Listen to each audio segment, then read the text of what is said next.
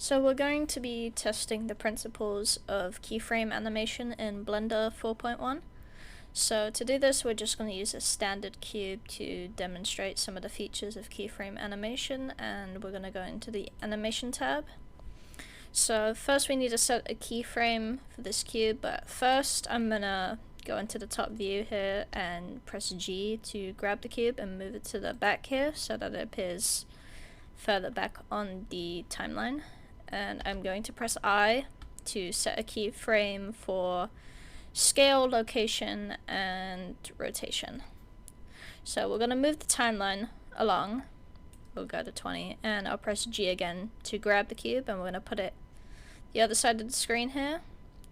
And I'm also going to go into edit mode and change the scale of the cube down proportionally by 0.5 on all parameters. And I'm also going to mess with the rotation a bit. So now if I press I again, coming out of edit mode first, and I press I, this has added another keyframe to our animation, and now if we hold and drag in between the two, we can see that the cube actually tweens and moves towards this keyframe position. And so you can keep doing this, and this is how you animate. So I can press G and grab the cube again. We can mess with the rotation some more, mess with the scale, and set another keyframe.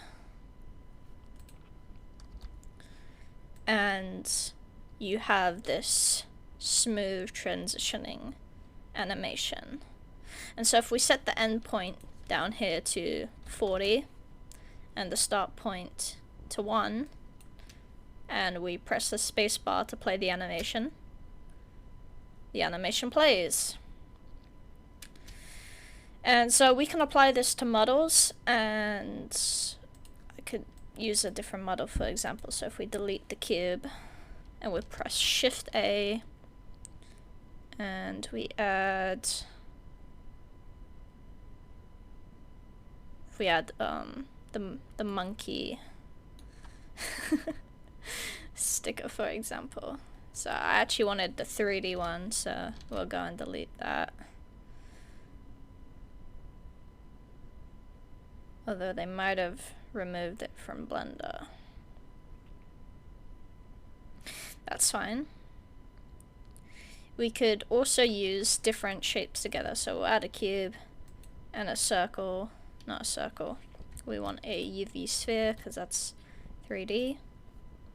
We'll just move it out the cube to start with. We'll go back into the animation tab, and now we can set individual keyframes on the dope sheet to create an animation. So if we go here, we press I, set a keyframe, and then separately, we have to do it for each shape.